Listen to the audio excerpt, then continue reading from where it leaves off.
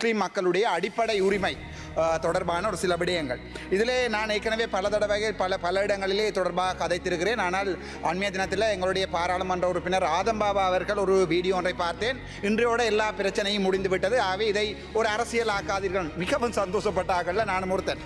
இரண்டாவதாக பார்த்தால் ஒவ்வொரு பாராளுமன்ற உறுப்பினர்கள் ஒரு சில பேரோட எங்களுடைய இளங்குமரனோட எங்களுடைய சுகாதார அமைச்சர் சேர்ந்து ஒரு மீட்டிங், இதோட எல்லாம் முடிந்து விட்டேன்னு நினைச்சேன். எல்லாம் முடிந்து விட்டேன். ஆனால் சரியான கவலை என்னென்றால் இன்றைய வரைக்கும் அந்த 9 தாதிய உதவி உத்தியோகத்தர் 9 பேரும் இடமாற்றப்பட்டிருக்கிறார்கள். ஒரு மருத்துவனாக 10 வருடங்கள் இந்த இலங்கையினுடைய மருத்துவ சாலைகளில், மருத்துவ விடுதிகளில், வைத்தியசாலைகளில் நான் வேலை இருக்கிறேன். ஒரு அட்மினிஸ்ட்ரேட்டராக 2 வருடம் வேலை இருக்கிறேன். 2006ஆம் ஆண்டில் இருந்து இந்த மருத்துவத்துறையில், பேராதனை டென்டல் ஃபேக்கல்ட்டியிலிருந்து மருத்துவத்துறையில் இருந்திருக்கிறேன். நாவே ஒரு இனத்துக்கு என்னை பொறுத்த வரைக்கும் இதுக்கு சொல்லக்கூடிய ஒரே ஒரு வசனம், ஒரு இனத்துக்கு எதிராக நடக்கின்ற அடக்குமுறைகளை எந்த இனம் அடக்குகிறதோ அந்த இனத்திலிருந்து ஒருவன் கதைக்காவிட்டால் அந்த அடக்குமுறைகள், இனவாதங்கள் ஒரு நாளுமே இந்த நாட்டில் அழியாது. அந்த வகையில் பிஸ்மில்லாஹிர் ரஹ்மானிர் ரஹீம் என்னுடைய சகோதரங்களுக்கு நான் என்னுடைய கடைசி கிழமைகளிலே இந்த 4-5 நிமிடங்களை செலவழிப்பதை விட்டு என்னுடைய மக்கள் சார்பாக சந்தோஷப்படுகிறேன். நான் ஆரம்பம் தொடக்கம் சொன்ன நான் வடக்கு கல்முனை வைத்தியசாலையில் வேலைகின்ற வைத்தியர் சுகுணன் அவர்கள் மிக மோசமான இனவாதி. திட்டமிட்ட ரயில முதல் கருணாவோட, அதுக்கு பிறகு ரணிலோட, இப்போது அவர்கள் செய்கின்ற இந்த அரசியலில் இந்த அரசாங்கம் ஒரு முதுகெலும்பில்லாத அரசாங்கம். அன்றைக்கு நான் பார்த்தேன், எல்லை நிர்ணயம் செய்கின்ற அந்த அவர்களுடைய அந்த குழுவில் ஒரு முஸ்லீம் இல்லை. வெக்கமடாப்பா, வெக்கம் சொன்னாலும் வெக்கமாக்குறாங்க. அதுக்கு வெக்கமட்ட வேட்டுக்கே வெக்க வையா. அதே நேரத்தில் பிறகு பார்த்தால் இவர்களுடைய அமைச்சரவையில் ஒரு முஸ்லீம் இல்லை. ஏதோ கடவுள் புண்ணியத்தால் இன்ஷா அல்லாஹ் அந்த பிரதி சபாநாயகர் கதிரையில் வந்து ஒரு முஸ்லீம் மறுத்தி விட்டுருக்காங்க. 95ஆம் ஆண்டு எம்எச்ஏ மாஸ்டம் அவர்கள் தமிழ் மக்கள் பொட்டுகள் அணிந்து ரூபகாணியில் செய்தி வாசிக்கலாண்டு சட்டங்களை சந்திரிகாவினுடைய ஆட்சி காலத்தில் கொண்டு வந்த போது அந்த மனிதன் தன்னுடைய இனத்தினுடைய வழிகளை விட்டு தமிழ் மக்களுக்காக போராடியது. அந்த நன்றி கடன் மட்டும்தான் இன்றைக்கு என்னுடைய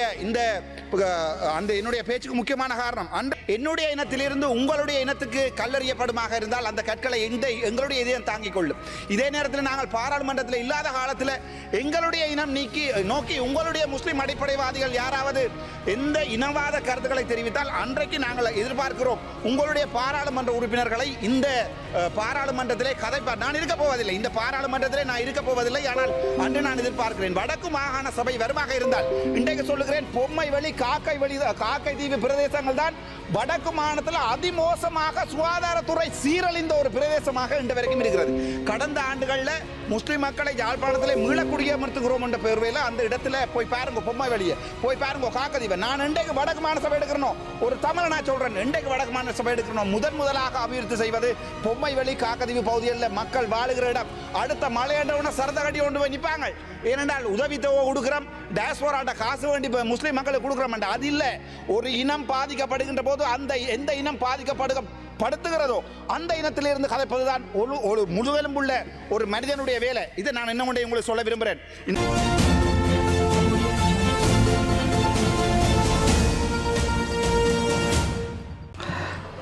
ගරු වෛද්‍ය රාමනාදන් අර්ජුන මන්ත්‍රතුමා ඔබතුමාට විනාඩි 9ක කාලයක් ලැබෙනවා. ප්‍රොෆෙසර් මේ කරුණාකරලා මේ සමාවෙන්න මම මේ ස්ටොප් වොච් එක ඕෆ් කරා මගේ අන්තිම සතිය. ඒ නිසා මට තප්පරයක්වත් මේ නාසි කරන්න කැමති නැහැ. තප්පරයක්වත් අඩු කරන්නේ වැඩියෙන් දෙනවා මිසක්. Thank you sir. මේක දැන් මගේ අන්තිම සතිය මගේ පාර්ලිමේන්තු කතාවලින් මගේ අන්තිම සතිය. ඒ නිසා ඉන්ඩෝවානේ கதாண்டவோ ஐ காயானே கௌரவ பிரதேச சபாநாயகர் அவர்களே, சபாநாயகர் கதிரையில் இருக்கும் பாராளுமன்ற உறுப்பினர்களே, இன்றைய தினம் முக்கியமாக நாங்கள் கதைக்க வேண்டிய விடயம், இந்த எங்களுடைய சிறப்பு பிரேணியை தவிர்த்து முக்கியமாக கதைக்க வேண்டிய விடயம், இந்த கிழக்கு மாகாணத்திலே இருக்கின்ற முஸ்லீம் மக்களுடைய அடிப்படை உரிமை தொடர்பான ஒரு சில விடயங்கள். இதிலே நான் ஏற்கனவே பல தடவைகள் பல இடங்களிலே தொடர்பாக கதைத்திருக்கிறேன். ஆனால் அண்மைய தினத்தில் எங்களுடைய பாராளுமன்ற உறுப்பினர் ஆதம்பாபா அவர்கள் ஒரு வீடியோ ஒன்றை பார்த்தேன். இன்றையோட எல்லா பிரச்சனையும் முடிந்துவிட்டது, ஆகவே இதை ஒரு அரசியல் ஆக்காதீர்கள். மிகவும் சந்தோஷப்பட்டார்கள், நானும் ஒருத்தன். இரண்டாவதாக பார்த்தால் ஒவ்வொரு பாராளுமன்ற உறுப்பினர்கள் ஒரு சில பேரோட எங்களுடைய இளங்குமரனோட எங்களுடைய சுகாதார அமைச்சர் சேர்ந்து ஒரு மீட்டிங், இதோட எல்லாம் முடிந்து விட்டேன்னு நினைச்சேன். எல்லாம் முடிந்து விட்டேன். ஆனால் சரியான கவலை என்னென்றால் இன்றைய வரைக்கும் அந்த 9 தாதிய உதவி உத்தியோகர் 9 பேரும் இடமாற்றப்பட்டிருக்கிறார்கள். ஒரு மருத்துவனாக 10 வருடங்கள் இந்த இலங்கையினுடைய மருத்துவ சாலைகளில் மருத்துவ விடுதிகளில் வைத்தியசாலைகளில் நான் வேலை இருக்கிறேன்.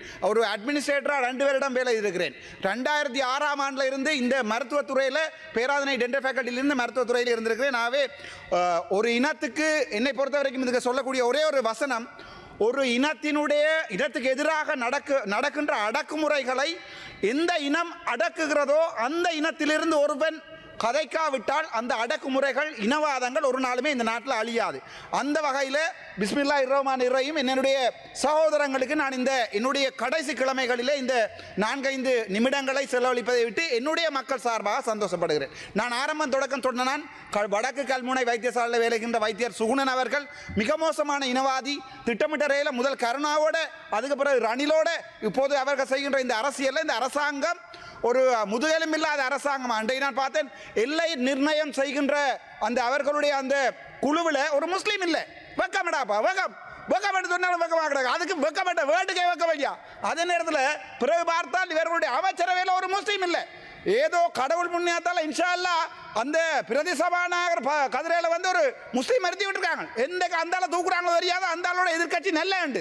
என்னோட சொல்ல விரும்புகிறேன், என்னுடைய இனத்துக்கு எந்த ஒரு முஸ்லீம் நபராவது ஒரு காலத்தில் உதவி செய்திருந்தால் ஒரு பாராளுமன்ற உறுப்பினர் கடைசி கிழமைகளில் அந்த நன்றி கடனை செஞ்சோட்டு கடனை செய்து கொண்டு போவதுக்கு தான் அந்த சில நிமிடங்களை பாவிக்க ஆரம்பிக்கிறேன். நினைக்கிறேன் 1995ஆம் ஆண்டு MHA மாஸ்ட்ரம் அவர்கள் தமிழ் மக்கள் பொட்டுகள் அணிந்து ரூபகாயினில் செய்தி வாசிக்கலாண்டு சட்டங்களை சந்திரிகாவினுடைய ஆட்சி காலத்தில் கொண்டு வந்த போது அந்த மனிதன் தன்னுடைய இனத்தினுடைய வழிகளை விட்டு தமிழ் மக்களுக்காக போராடியது. அந்த நன்றி கடன் மட்டும்தான் இன்றைக்கு என்னுடைய பேச்சுக்கு முக்கியமான காரணம். அன்று அவர் சொன்ன அந்த ஆங்கில வார்த்தைகளை மறுபடியும் வாசிக்கிறேன். I wish to quote something from the Holy Quran.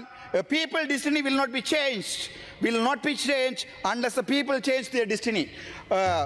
சகோதர முஸ்லிம் மக்கள்கிட்ட நான் கேட்க விரும்புகிறது, என்னுடைய இனத்திலிருந்து உங்களுடைய இனத்துக்கு கல்லறியப்படுமாக இருந்தால் அந்த கற்களை எங்களுடைய இதயம் தாங்கிக் கொள்ளும்.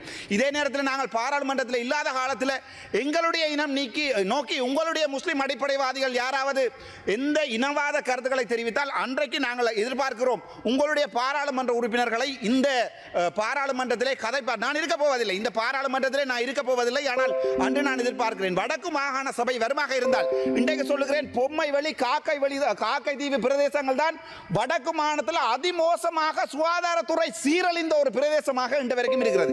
கடந்த ஆண்டுகளில் முஸ்லிம் மக்களை யாழ்ப்பாணத்தில் மீள குடியமர்த்துகிறோம் என்ற பெயர்வையில் அந்த இடத்துல போய் பாருங்க, பொம்மை வழியை போய் பாருங்க காக்கதீவை. நான் இன்றைக்கு வடக்கு மாநில சபை எடுக்கிறோம், ஒரு தமிழ் நான் சொல்றேன், இன்றைக்கு வடக்கு மாநில சபை எடுக்கிறோம். முதலாக அபிவிருத்தி செய்வது பொம்மை வழி காக்கதீவு பகுதிகளில் மக்கள் வாழுகிற இடம். அடுத்த மழை என்றவுடனே சரத கட்டி கொண்டு போய் நிற்பாங்க. ஏனென்றால் உதவித்தொகை கொடுக்கிறோம், டேஸ்போராட்ட காசு வேண்டி முஸ்லிம் மக்களுக்கு கொடுக்குறோம். அது இல்லை, ஒரு இனம் பாதிக்கப்படுகின்ற போது அந்த எந்த இனம் படுத்துகிறதோ அந்த இனத்திலிருந்து கதைப்பதுதான் ஒரு முழுவெலும்புள்ள ஒரு மனிதனுடைய வேலை. இதை நான் இன்னும் உங்களுக்கு சொல்ல விரும்புகிறேன். இந்த விடயம் வந்து சேகுவேர் அவர்களால் எழுதப்பட்டது. தவறை தவறு என்று சொல்லாவிட்டால் நீங்கள் தான் அடிமைத்தனத்தின் மிக கீழ்த்தரமான நிலைமையில் இருக்கிறீர்கள் என்று சொல்லி சேகுவேரா சொல்லி போட்டு போயிருக்கிறார்.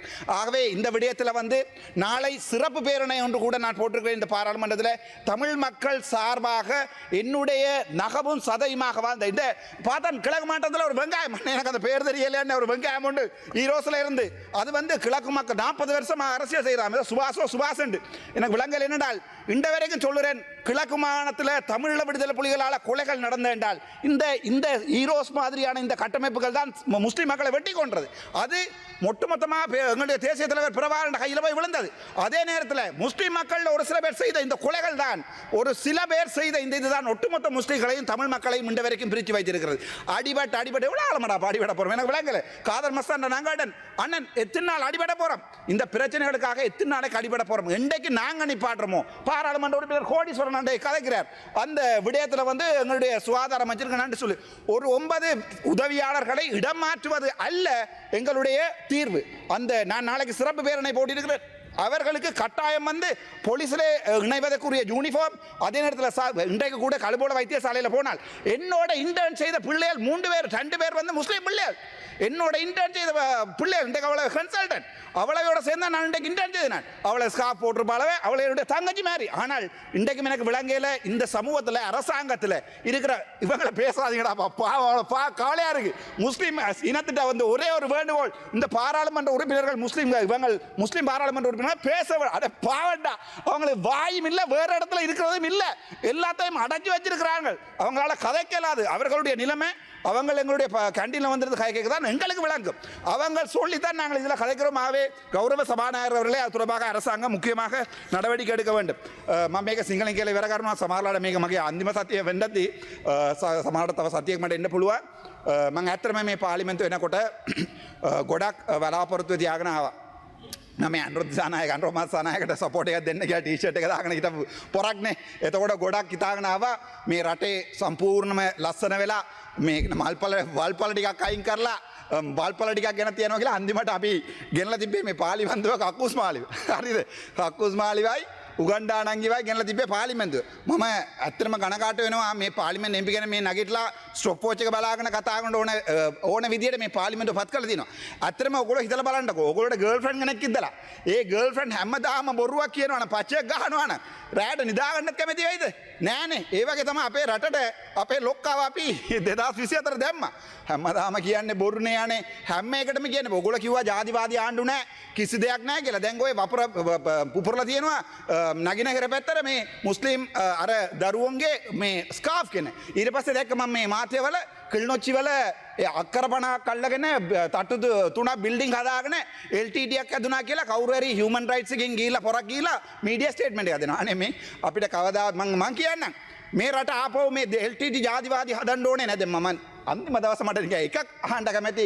කවුරු හරි ඇත්තටම JVP කාරයෝ ඉන්නවනම් කියන්න මේ ප්‍රභාකරන් රස්තවාදියා කියලා කවුරු මේ අන්තිම දවස කරුණාකරලා කියන්න වාඩේ ලැජ්ජයි ලැජ්ජයි උඹලට හරිද කරුණාකරලා අඩුම ගාන තමුන්නාසලාගේ වෙනුවට නැති වෙච්ච රණවිරුවට රණවිරුව කියන්නකෝ අන්තිම දවස ආන්න ආය ආන්න වෙන්නේ නැහැ මට එළියෙන් දන්නවා ආන්න වෙන්නේ නේ මම දැක්කා උන් අපේ කතානායකතුමාට මිලියන් 30ක් කර වංජා දූෂණ කරලා දිනවා කියලා සියබොක් එකේ ගිහිල්ලා මේ නඩුව දාලා තිනවා මම ආවිලා පළවෙනි දවසේම කැප්පුනේ මේ කතානායකතුමාත් මතකයිද ඔයගොල්ලෝට අන්තිමට චාමින්ද කුලරත්න අයියා එළියට දාලා හරිද ඌ දැන් මේ FR එකක් දාගෙන සුප්‍රීම කෝට් යනවා ලැජ්ජයි මේ කතානායකතුමාට සියබොක් එකේ මිලියන් 30ක් මේ හොරකම් කරා කියලා මේ අභාවිතා කරා කියලා මේ තේබල අභාවිතා කරා කියලා නඩුව දාලා තිනවා ඒක අමතරව මේ බැක්ඩේට් කරලා ලියුමක් ගන්න හැදුවාට කතානායක අපේ ස්පීකර් කතානායකතුමා බැක්ඩේට් කරලා මේ කැබිනට් එකෙන් ලියුමක් ගන්න හැදුවල් අන්තිමට මේ ප්‍රයිම් මිනිස්ටර් කියලා ඒක දෙන්න බෑ කියලා ඒවා මේකේ මාත්‍යවල තියෙනවා ඒ නිසා දුකයි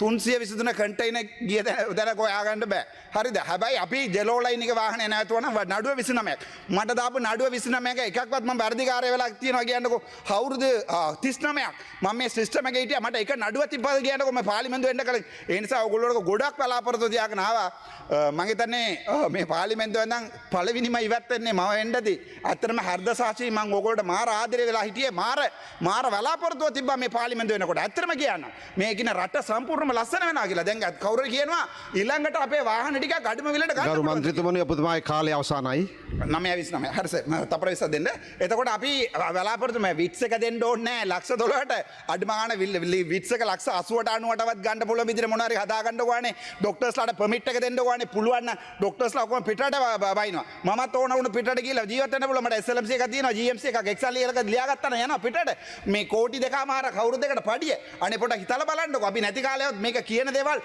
පොඩ්ඩක් හිතට අරගෙන ලබන වරදකට මේ ડોක්ටර්ස්ලාට පර්මිට් එක තියලා 1200 ගන්න ડોක්ටර්ස් අපහලා තියෙනවා රටෙන් හොඳයි ඔබතුමාගේ කාලය අවසానයි දැන් ඒ නිසා පොඩ්ඩක් කල්පනා කරලා කල්පනාවෙන් වැඩ ගන්න බොහොම ස්තුතියි ගරු මොනිර් මුරල් පර් මන්ත්‍රීතුමා නියෝජ්‍ය අමාත්‍යතුමා ඔබතුමාට විනාඩි 9ක කාලයක් ලැබෙනවා ස්තුතියි